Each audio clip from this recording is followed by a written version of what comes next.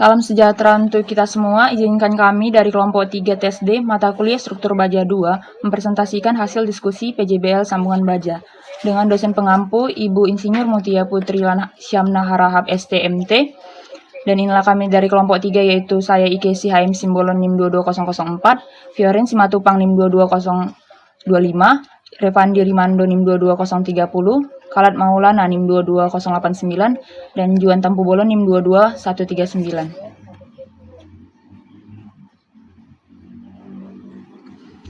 Laporan progres Project Based Learning struktur baja yang kedua ini terdiri dari bab 1 pendahuluan, bab 2 pembahasan, dan bab 3 penutup.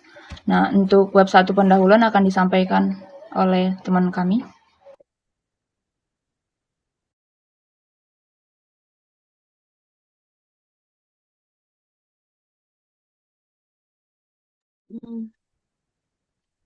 Bab 1 pendahuluan tentang latar belakang. Perencanaan struktur merupakan aspek penting dalam pembangunan yang melibatkan berbagai jenis elemen struktur termasuk balok, kolom, dan profil baja. Salah satu profil yang umum digunakan dalam struktur baja adalah profil 1, sehingga perlu melakukan kontrol terhadap kekuatan lentur dan stabilitas profil.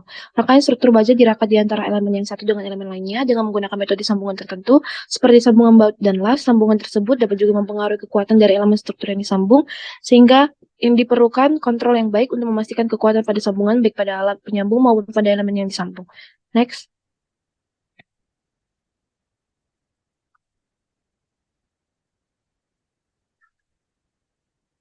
Perumusan masalahnya yaitu apakah profil dan sambungan sudah memenuhi syarat berdasarkan perhitungan rencana, dan apakah metode sambungan yang digunakan memenuhi persyaratan.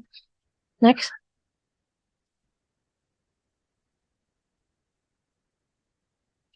Batasan masalahnya yaitu yang pertama, persyaratan yang ditinjau terhadap profil adalah kondisi batas lele terhadap sayap tekan, tekuk torsi lateral, tekuk lokal elemen sayap tekan, elemen sayap tarik. Yang kedua, persyaratan yang ditinjau terhadap sambungan adalah menggunakan sambungan baut dan las.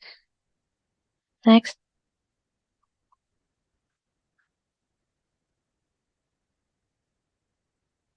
Tujuannya yaitu mengetahui apakah profil dan sambungan tersebut sudah sesuai dengan perhitungan rencana pada syarat yang ditentukan. Next.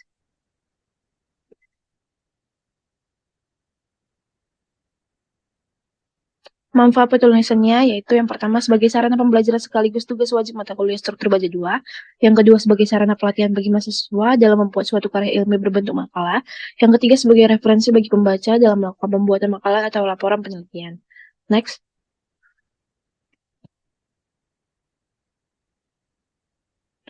Metodologinya yaitu digunakan metode survei di mana kita melakukan pengamatan terhadap konstruksi sebagai objek penelitian, lalu kita mengkaji dengan asumsi logis terhadap perlakuan yang diterima oleh konstruksi tersebut dan menganalisis strukturnya dengan menggunakan perhitungan yang terhadap pada materi struktur baja 2, seperti analisa kekuatan lentur dan stabilitas profil serta kontrol pada sambungan.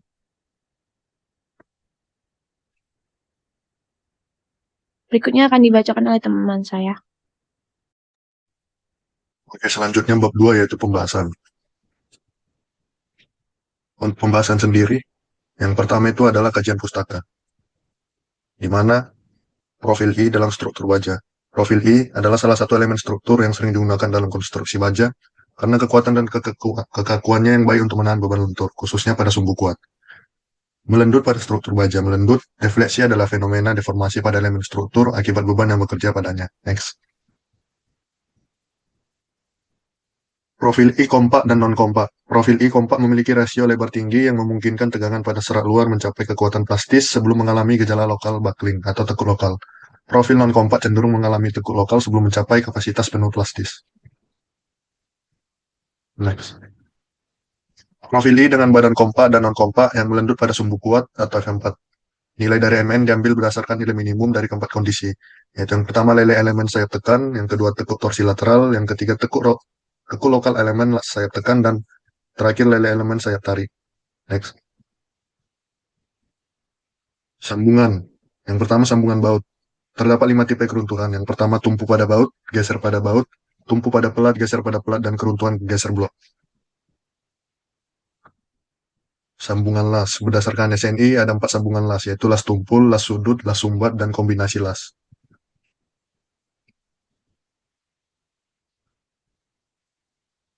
Selanjutnya data lapangan. Untuk surveinya itu di jembatan Karya Cilincing, berikut tampak depan, tampak atas, dan sampingnya.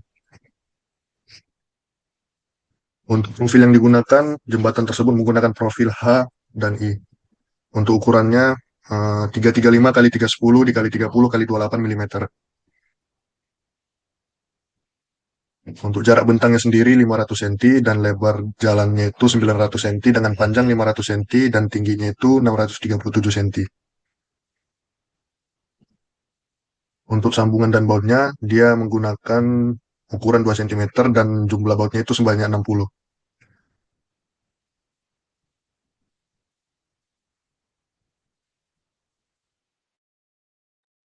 Selanjutnya adalah idealisasi dari strukturnya. Jadi untuk profil E itu harus memenuhi badan kompa dan non kompa yang akan dijelaskan pada slide selanjutnya. Next. Jadi untuk kondisi yang perlu untuk dipenuhi di sini, pertama itu kondisi lele elemen sayap tekan, yang kedua tekuk torsi lateral, yang ketiga tekuk lokal elemen sayap tekan, dan kondisi keempat adalah lele elemen sayap tarik, di mana nilai momen nominal diambil dari nilai minimum kondisi keempat di atas. Dan untuk hasil surveinya dilakukan, didapat hasil 680 kalikan 300 kalikan 15 kalikan 30 mm untuk profilnya.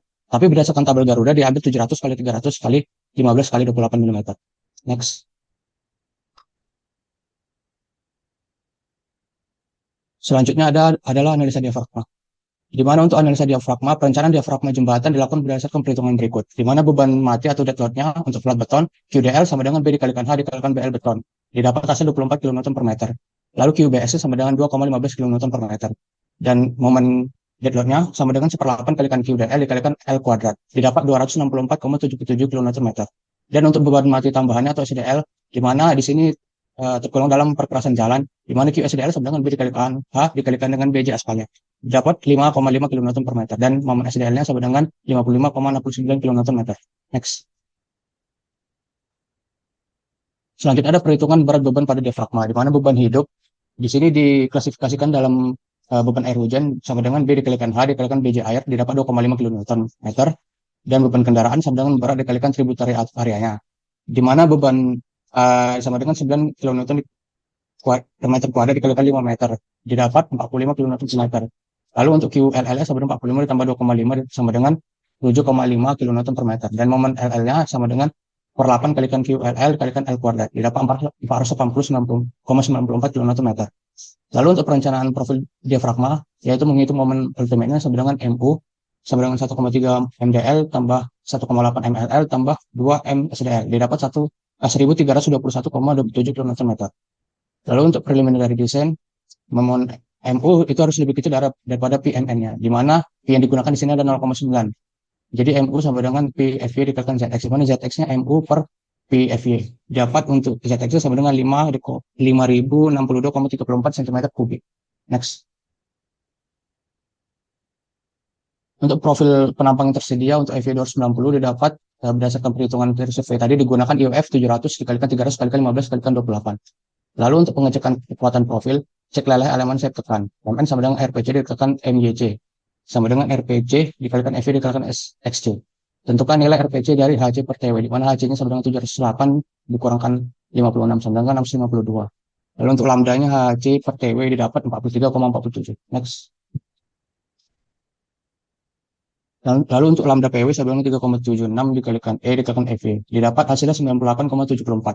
Jadi dikarenakan lambda W lebih kecil daripada lambda PW, maka tergolong dalam profil yang kompak. Lalu untuk IYC dikalikan IY-nya itu sama dengan 112 kalikan 3023 dikalikan 281,27 kalikan 107 sama dengan 3,7, dan itu lebih besar daripada 0,3. Maka RPC sama dengan MP dikalikan MYC sama dengan MY dikalikan ZX kalikan di mana ZX-nya sama dengan B dikalikan TF per H dikurang TF tambah 14 dikalikan TW dikurang 2 TF kuadrat. Didapat 5,82 dikalikan 10 pangkat 6. Jadi SX sama dengan SXC sama dengan 6,7 dikalikan 10 pangkat 6 mm kubik.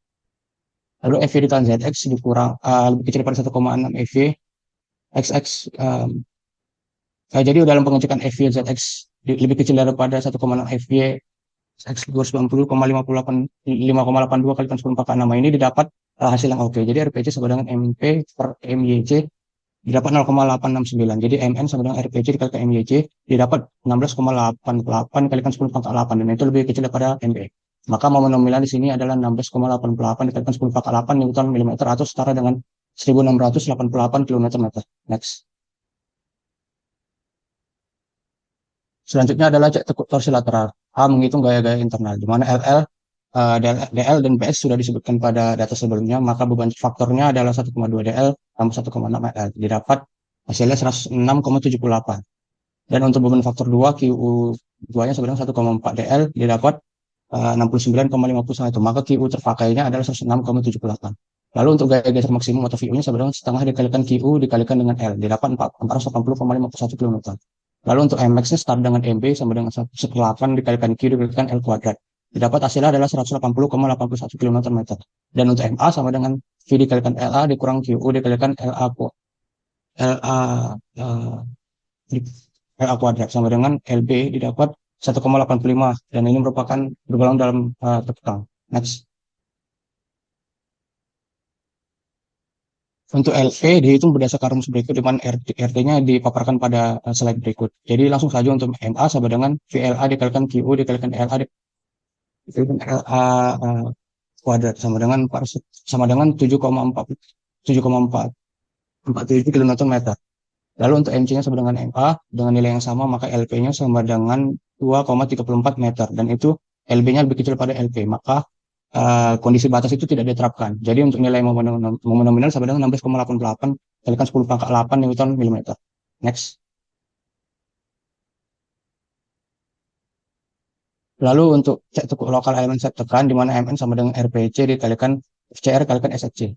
Cek kekompakan sayap di mana lambda sama dengan PFC per TFC didapat 5,39. Lalu untuk lambda F-nya sama dengan lambda P berdasarkan tabel 7.1 dan lambda PF-nya sama dengan 0,38 akar dari E per FY didapat 9,98. Jadi karena lambda lebih kecil daripada lambda P tergolong dalam sayap yang kompak. Maka momen nominal sama dengan momen MP-nya sama dengan 1660 km meter. Lalu untuk cek elemen sayap tarik, CXT terhadap XXC itu jika SXT-nya lebih besar daripada XXC maka kondisi batas itu tidak diterapkan. Dan jika SXT-nya lebih kecil daripada XXC maka MN sama dengan EV dikalikan SXT.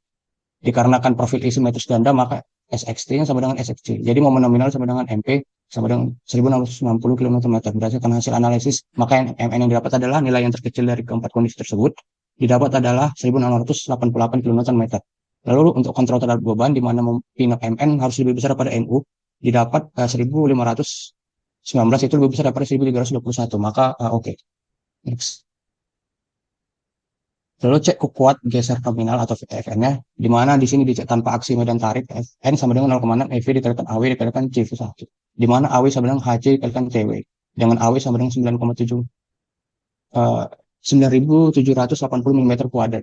Lalu jika HC itu lebih HC per TW-nya itu lebih kecil pada 2,2 akar dari E per FY, maka PV-nya sama dengan 1. Dengan demikian maka VN-nya sama dengan didapat hasilnya 1701,72 kN dan VU-nya sama dengan 480,51 kN. Karena kan VU-nya lebih kecil pada VN maka oke. Next.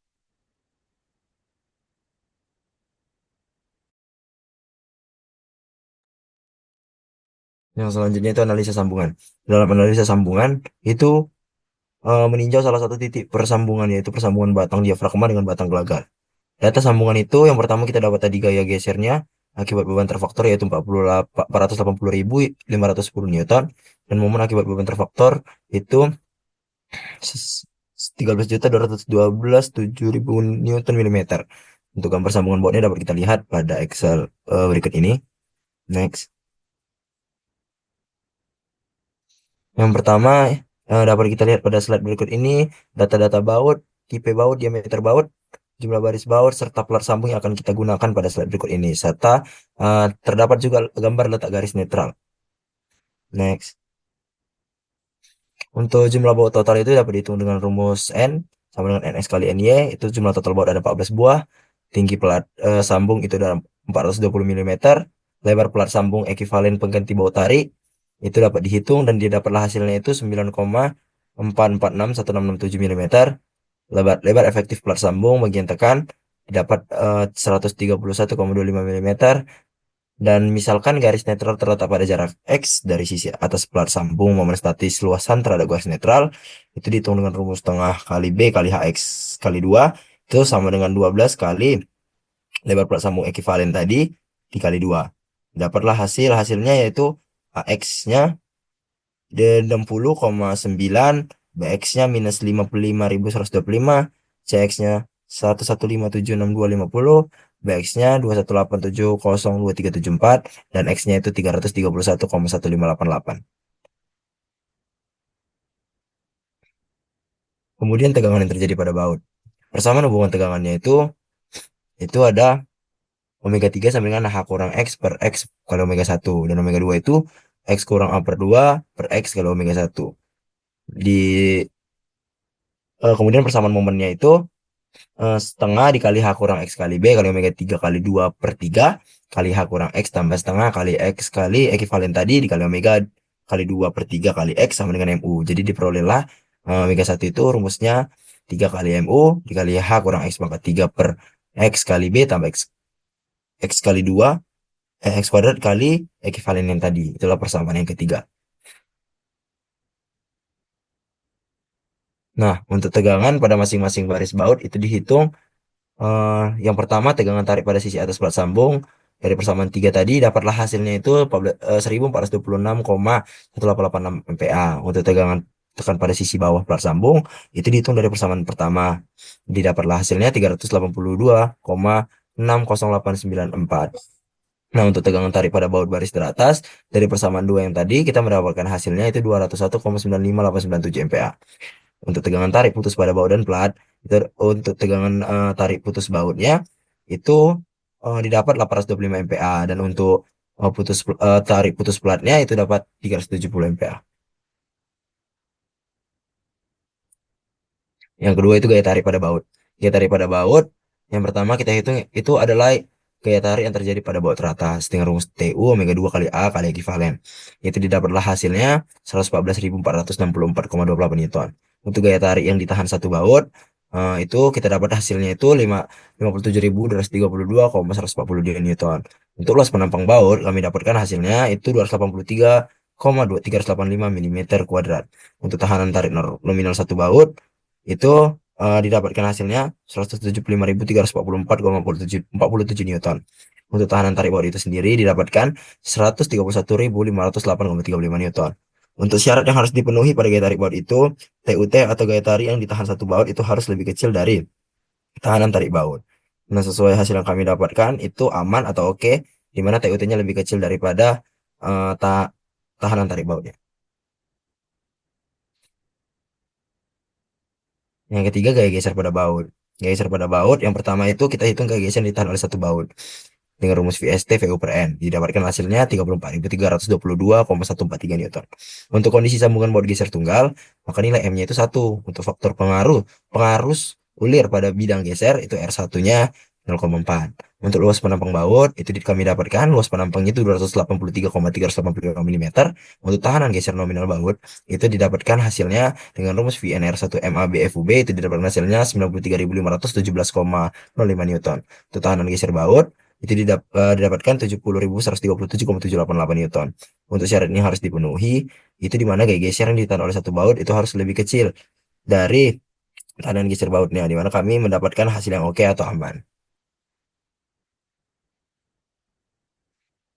Selanjutnya gaya tumpu pada baut. Gaya tumpu pada baut yang pertama yang perlu kita hitung itu adalah gaya tumpu yang ditahan oleh satu baut, dimana rumusnya itu RST sama dengan VST.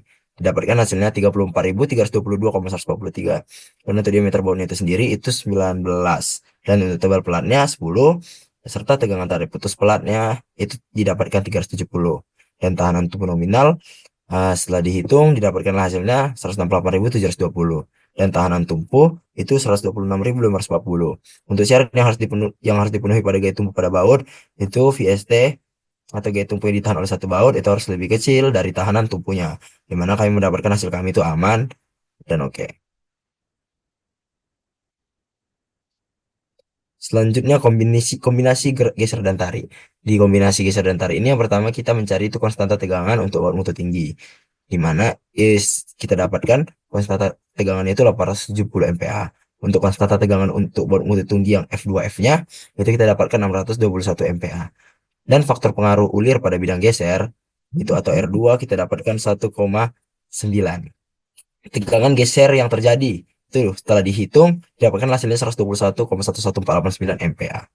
Nah, untuk tahanan geser bautnya sendiri itu dihitung menggunakan rumus theta T kali R1 kali M VFB itu didapatkan hasilnya 247,5 MPa. Nah, syarat yang harus dipenuhi itu tegangan geser yang terjadi itu harus lebih kecil daripada tahanan geser bautnya itu sendiri. Dimana kami mendapatkan hasil yang pas itu FUF-nya lebih kecil dari tahanan geser bautnya. Untuk gaya tarik yang terjadi itu yang pertama didapatkan gaya tarik yang terjadi itu 57.232,142. Nah, untuk tahanan tarik bautnya didapatkan hasilnya 71.413,02. Untuk bagian ini yang syarat yang harus dipenuhi itu gaya tariknya harus lebih kecil daripada tahanan tarik bautnya. Dimana didapatkan dapat kita lihat pada slide berikut ini itu TUT-nya lebih kecil daripada theta T dikali Tn.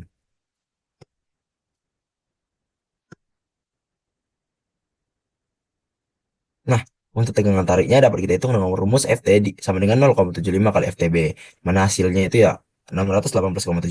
Untuk nilai tegangan kombinasinya F1 sama dengan R2 kali FUF sama dengan 703. Untuk syaratnya harus dipenuhi ini itu adalah tegangan tarik harus lebih kecil sama dengan nilai tegangan kombinasinya. Mana didapatkan 618,75 lebih kecil dari 703. Dan untuk syarat yang harus dipenuhi yang kedua itu FT harus lebih kecil sama dengan F2-nya.